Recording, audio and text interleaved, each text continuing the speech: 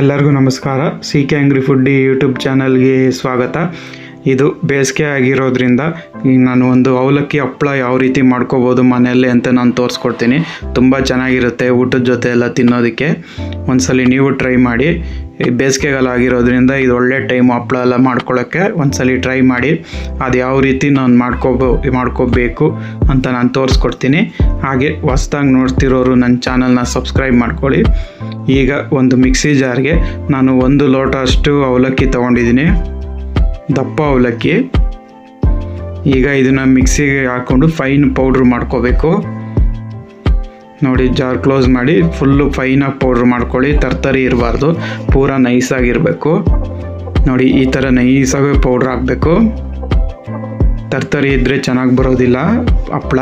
ಈಗ ಇನ್ನೊಂದು ಮಿಕ್ಸಿಗೆ ಒಂದು ಸ್ವಲ್ಪ ಕಾಳುಮೆಣಸು, ಜೀರಿಗೆ, ಇದನ್ನು ಈಗ ತರ್ತರಿಯಾಗೆ ಪುಡಿ ಮಾಡ್ಕೊಳ್ಳಿ.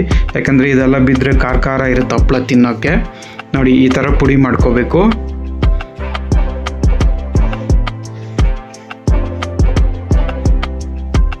ಈಗ ಅದೇ ಮಿಕ್ಸಿಗೆ ಹಸಿಮೆಣ್ಸಿನ್ಕಾಯಿ ಹಾಕ್ಕೊಳ್ಳೋಣ. ನಾನೊಂದು 3 ಹಸಿಮೆಣ್ಸಿನ್ಕಾಯಿ ತೊಗೊಂಡಿದ್ದೀನಿ. ಈಗ ಇದನ್ನು ತರ್ತರಿಯಾಗೆ ಪುಡಿ ಮಾಡ್ಕೊಳ್ಳಿ, ನೈಸಾಗಿ ಮಾಡಬಾರ್ದು. ನೋಡಿ, ಇದೇ ಥರ ತರ್ತರಿಯಾಗೆ ಮಾಡ್ಕೊಳ್ಳಿ. ಯಾಕಂದರೆ ಇವೆಲ್ಲ ಬಿದ್ದರೆ ಹಪ್ಪಳ ಇನ್ನೂ ಚೆನ್ನಾಗಿರುತ್ತೆ ಖಾರವಾಗಿ. ಈಗ ಒಂದು ಬಾಣಲಿಗೆ ನೀರು ಹಾಕ್ಕೋಬೇಕು. ನಾನಿಲ್ಲಿ 1 ಲೋಟ ನೀರು ಹಾಕ್ಕೊಂಡಿದ್ದೀನಿ. ಅದಕ್ಕೆ ರುಚಿಗೆ ಸ್ವಲ್ಪ ಉಪ್ಪು. ಇದು ಸ್ವಲ್ಪ ಕುದೀಲಿ. ನೋಡಿ, ಈಗ ಕುದೀತಾ ಇದೆ. ಈಗ ಒಲೆ ಆರಿಸ್ಬಿಟ್ಟು ಅದಕ್ಕೆ ಖಾರದ ರುಬ್ಬಿದ್ವಲ್ಲ ಹಸಿಮೆಣ್ಸಿನ್ಕಾಯ್ದು, ಅದನ್ನು ಹಾಕ್ತಾಯಿದ್ದೀನಿ. ಈಗ ಆಮೇಲೆ ಕಾಳುಮೆಣಸು ಮತ್ತು ಜೀರಿಗೆ ರುಬ್ಬಿದ್ವಲ್ಲ ಅದನ್ನು ಹಾಕ್ಕೊಳ್ಳಿ. ಈಗ ಇದನ್ನು ಚೆನ್ನಾಗಿ ಮಿಕ್ಸ್ ಮಾಡ್ಕೋಬೇಕು. ಒಲೆ ಆಫ್ ಮಾಡಿಬಿಟ್ಟೆ ಮಾಡ್ಕೋಬೇಕು, ಉರಿ ಇಡಬೇಡಿ ಒಲೆದು. ಈಗ ಅದಕ್ಕೆ ರುಬ್ಬಿರೋ ಅಂಥ ಅವಲಕ್ಕಿ ಪೌಡರು ಈಗ ಒಂದು ಚೂರು ಗಂಟಿಲ್ದಂಗೆ ಕಲಿಸ್ಕೊಳ್ಳಿ. ಅಕ್ಕಿ ಹಪ್ಪಳ ಆದರೆ ನೀವು ಉರಿಲೇ ಬೇಯಿಸ್ಬೇಕು.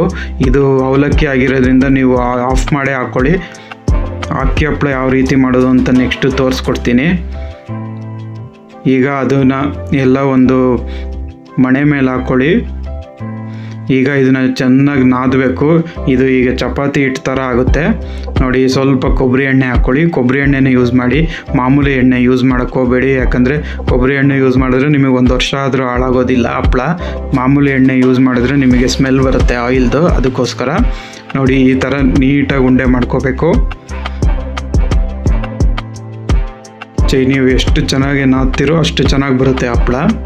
ಅದಕ್ಕೆ ಚೆನ್ನಾಗಿ ನಾದಿ ಈಗ ಒಂದೊಂದೇ ಉಂಡೆ ಮಾಡ್ಕೊಳ್ಳಿ. ಈ ಥರ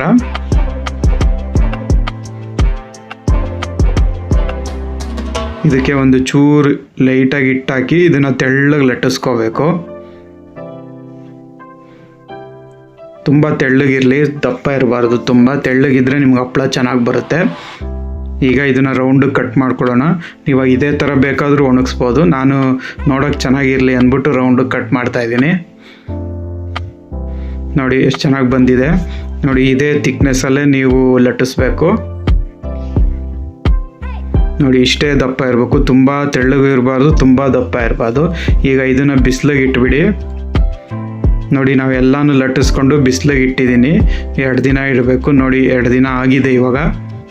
ನೋಡಿ, 2 ದಿನ ಆದಮೇಲೆ ನೋಡಿ ಒಣಗಿದ ಮೇಲೆ ಈ ಥರ ಆಗುತ್ತೆ ಅವಲಕ್ಕಿ ಹಪ್ಪಳ. ನೋಡಿ, ಎಷ್ಟು ಚೆನ್ನಾಗಿ ಬಂದಿದೆ. ಕಾಳುಮೆಣಸೆಲ್ಲ ಎಷ್ಟು ಚೆನ್ನಾಗಿ ಕಾಣ್ತಿದೆ. ಈಗ ಒಂದು ಬಾಣಲಿಲಿ ಎಣ್ಣೆ ಕಾದಿದೆ. ಈಗ ನೋಡಿ, ಹಪ್ಪಳ ಕರೆದುಬಿಟ್ಟು ತೋರಿಸ್ತೀನಿ ಯಾವ ರೀತಿ ಬರುತ್ತೆ ಅಂತ. ನೋಡಿ, ಎಷ್ಟು ಚೆನ್ನಾಗಿ ಅರಳುತ್ತೆ ಹಪ್ಪಳ. ತುಂಬ ಚೆನ್ನಾಗಿರುತ್ತೆ ತಿನ್ನೋಕ್ಕೆ. ಗರ್ಗರಿಯಾಗಿ ಖಾರವಾಗಿರುತ್ತೆ. ಒಂದ್ಸಲಿ ಟ್ರೈ ಮಾಡಿ ನೀವು ಮನೆಯಲ್ಲಿ. ನೋಡಿ, ಎಷ್ಟು ಚೆನ್ನಾಗಿ ಅರಳುತ್ತೆ ಹಪ್ಪಳ, ಎಷ್ಟು ದೊಡ್ಡದಾಗೆ. ನೋಡಿ, ಎಷ್ಟು ಚೆನ್ನಾಗಿ ಅರಳಿದೆ. ತುಂಬ ಚೆನ್ನಾಗಿರುತ್ತೆ. ಒಂದ್ಸಲಿ ಟ್ರೈ ಮಾಡಿ.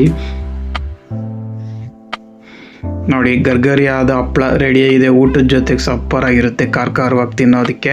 ಇದರಲ್ಲೇ ನೀವು ಹಪ್ಪಳ ಯೂಸ್ ಮಾಡಿಬಿಟ್ಟು ಪಾಪಡ್ ಮಸಾಲನೂ ಮಾಡ್ಕೋಬೋದು. ಸೂಪರಾಗಿ ಬರುತ್ತೆ. ಹೇಗಿದೆ ಅಂತ ಒಂದ್ಸಲಿ ಮಾಡಿ ಕಮೆಂಟ್ ಬಾಕ್ಸಲ್ಲಿ ತಿಳಿಸಿ. ಹಾಗೆ ಹೊಸ್ದಾಗಿ ನೋಡ್ತಿರೋರು ನನ್ನ ಚಾನಲ್ನ ಸಬ್ಸ್ಕ್ರೈಬ್ ಮಾಡ್ಕೊಳ್ಳಿ. Thank you.